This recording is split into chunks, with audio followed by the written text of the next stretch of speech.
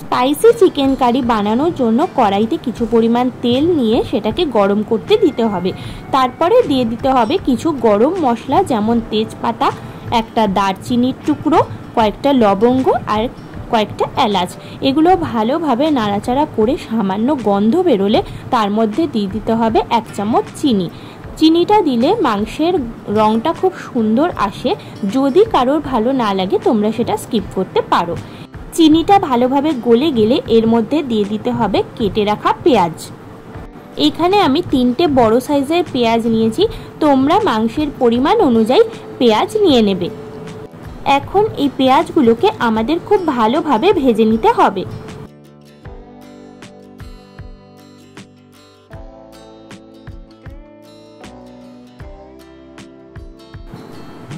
এখানে পেঁয়াজগুলো আমাদের বেশ ভালোভাবে ভাজা হয়ে গেছে।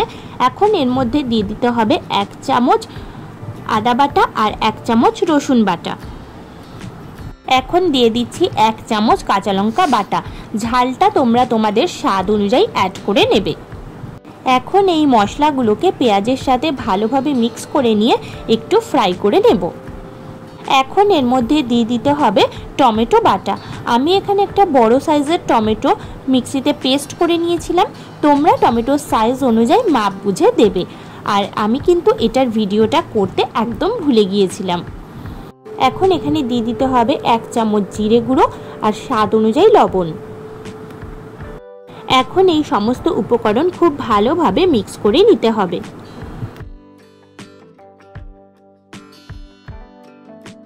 এখন এখানে দিয়ে দিতে হবে লঙ্কা গুঁড়ো। আমি এখানে 1 চামচ লঙ্কা গুঁড়ো দিয়েছি, তোমরা নিজেদের স্বাদ অনুযায়ী ঝালটা অ্যাড করবে। এরপরে দিয়ে দিতে হবে কাশ্মীরি লঙ্কার গুঁড়ো। কাশ্মীরি লঙ্কার গুঁড়ো দিলে রঙটা কিন্তু খুব সুন্দর আসে। এখন এগুলোকেও খুব ভালোভাবে মিক্স করে নিতে হবে। দেখতেই পাচ্ছ মশলাটা কিন্তু খুব ভালোভাবে কষে এসেছে আর রঙটাও কিন্তু খুব সুন্দর হয়েছে। এখন সামান্য পরিমাণ জল দিয়ে আমি এই মশলাটাকে খুব ভালোভাবে কষিয়ে নেব। মশলাটা কষানোর সময় ঢাকা দিয়ে দিতে হবে।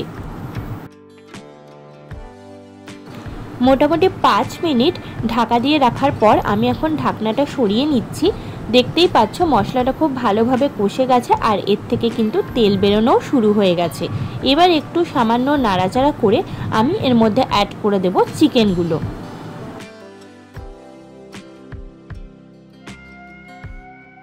এখন এই চিকেনগুলোকে মশলার সাথে খুব ভালোভাবে নেড়ে চেড়ে মিক্স করে নিতে হবে।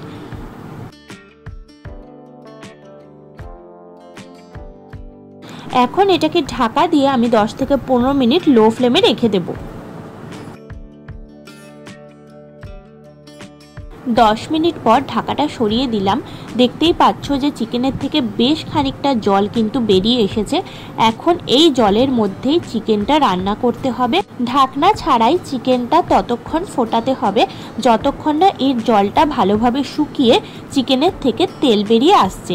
আর এই সময় কিন্তু আমি গ্যাসের ফ্লেমটাকে মিডিয়ামে করে দিয়েছি, লো ফ্লেমে কিন্তু এটা হবে না। এই সময় চিকেনটাকে কন্টিনিউয়াসলি নাড়তে হবে, না হলে কিন্তু চিকেনটা কড়াইতে লেগে যাওয়ার সম্ভাবনা রয়েছে। চিকেনটা যত কষানো হবে চিকেনের কালার কিন্তু ততটাই সুন্দর হতে থাকবে। আমি এখানে মিনিমাম 15 থেকে 20 মিনিট ভালোভাবে চিকেনটাকে কষিয়ে নেব।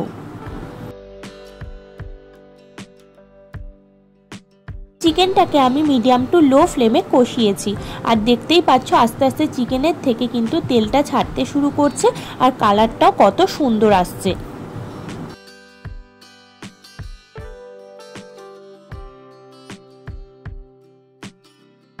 আমাদের স্পাইসি চিকেন কিন্তু এখন একদম রেডি হয়ে গেছে পরিবেশনের জন্য।